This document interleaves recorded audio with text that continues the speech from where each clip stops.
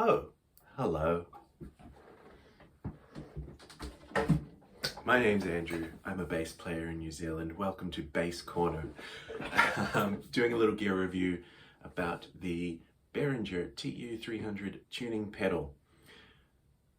Why would you use one of these? Because it's a nice to have. It's not essential to have a tuning pedal, but if you're a guitar player or a bass player or another stringed instrument player maybe, or any kind of instrument player, sometimes it's nice to have the tuning gadget at your foot rather than on your headstock or a clip-on or any of those things. Especially if you have a pedal board, then it's very nice to have all of your gadgets localized in one place right in front of you at your feet. So the Behringer pedal, why would you use this one when there's a lot of pedals that do that thing, tune your instrument? The answer is price. It's the very lowest of the low on the range of different pedals you can buy.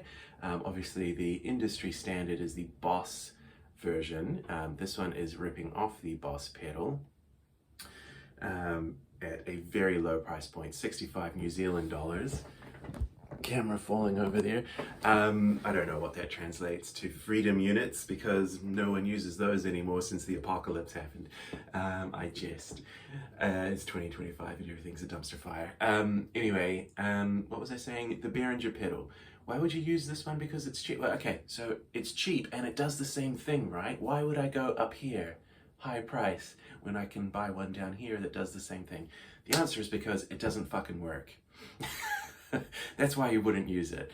So that's number one, is that when I plugged it in, I got my unit, opened it up, unboxed it, it's all fine, it's brand new condition, plug it in, and we go to tune the instrument, and tuned it up, played some music, didn't sound right. Checked it again, it was in tune, didn't sound right. Checked it against a strobe tuner, checked it against a different clip-on tuner, checked it against a tuning app on my cell phone. The Behringer pedal is 4 cents off.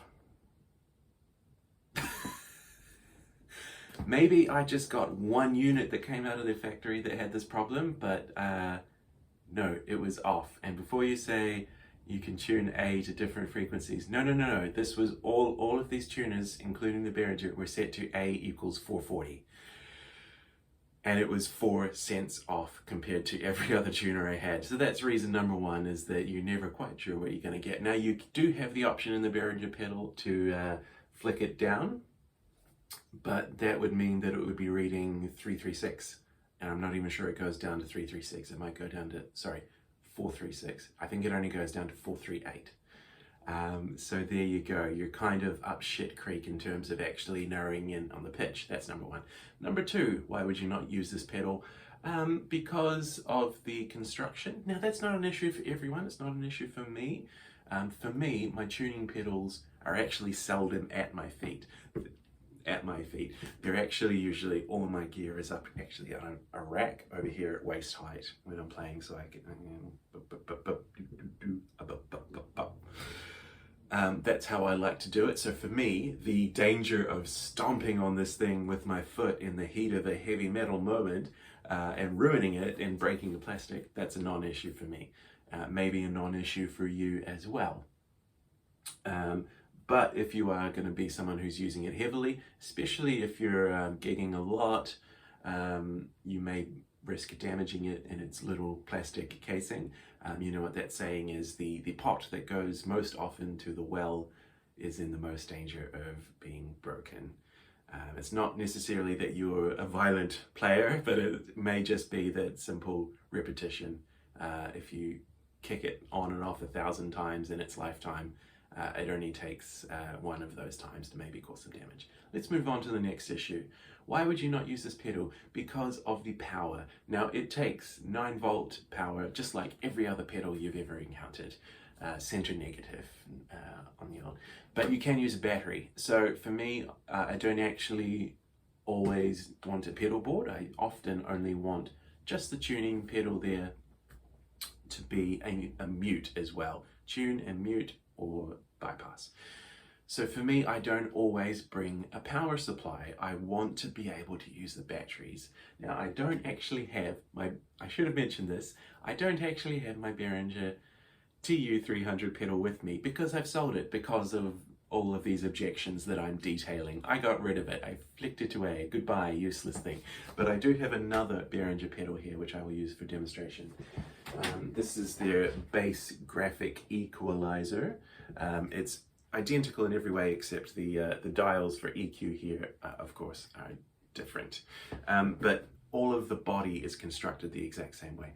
So the battery compartment, you think of a pedal, it has a battery compartment, you would go, I'll go underneath and put a battery in, Bob's your uncle. It's battery friendly. No, Behringer have said, fuck you. Behringer say you have to take off the entire front foot plate to get anywhere near the battery. How do you do that? With a very fucking annoying little ballpoint pen on this massively high-powered spring. You have to push the little thing in the side here, and it's really stiff. And then you have to use your hopes and dreams to remove your ballpoint pen from this side and hope that it doesn't pop back out again. And then flick over to the other side and give it a good stab in that little popping thing there. And then, it flicks out. This spring in the middle of the pedal here is loose and will fucking fly away. I just dropped it there. Imagine if this was a dark gig venue and it would be gone for good. And there's your battery compartment inside your Behringer pedals, and there's the actual button there that does the switching on and off. But anyway, then you got to get it back on. So we've put our battery in, clip, we've put our spring there, we've got the little bits on here that we have to balance, and we go, oh fuck, it's not quite right, the spring's not in the right place, and you do it all in reverse and you want to kill yourself. Now imagine if you were a serious player and you're doing a gig you know, several times a week. Good for you. We all want to get to that place. But imagine you're taking things seriously. You don't want to show up with gear that's going to fail you, so you want to be sure that you've got a fresh battery in your gear, in your pedal, every time you do a gig. Just thinking about flicking this battery cover on and off keeps me up at night.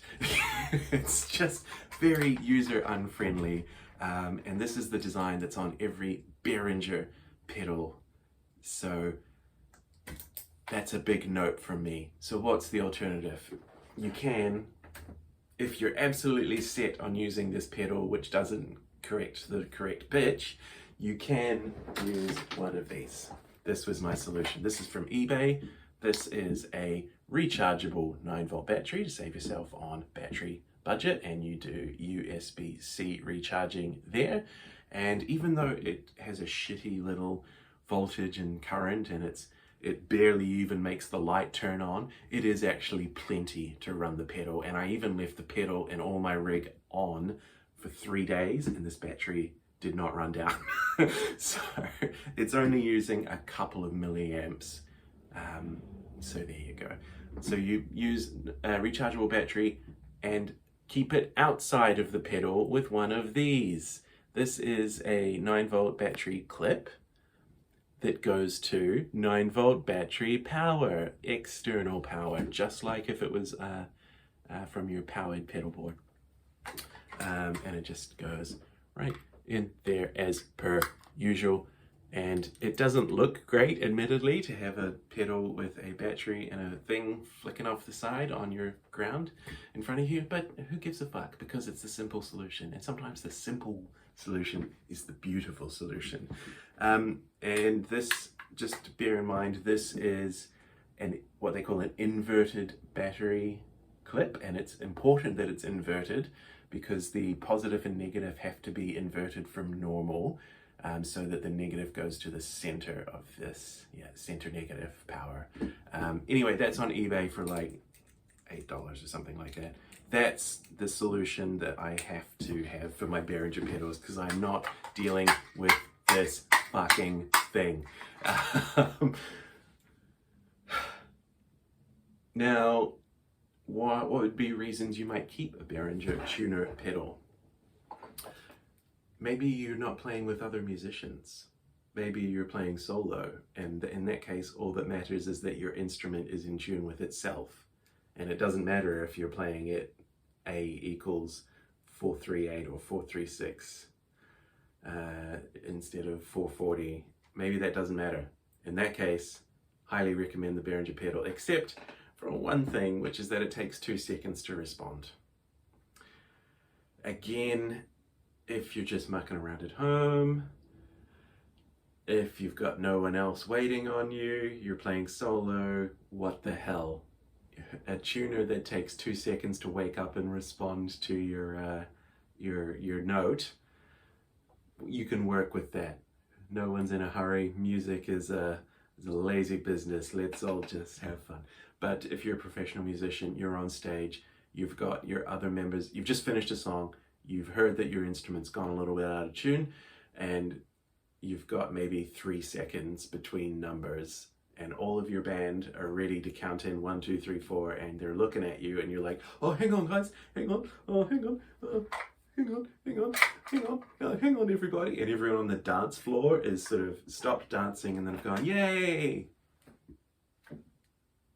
And they're waiting for you to start the next song so they can start dancing, and the room is totally silent. Yeah, that's a great reason to not use the Behringer TU300 tuning pedal.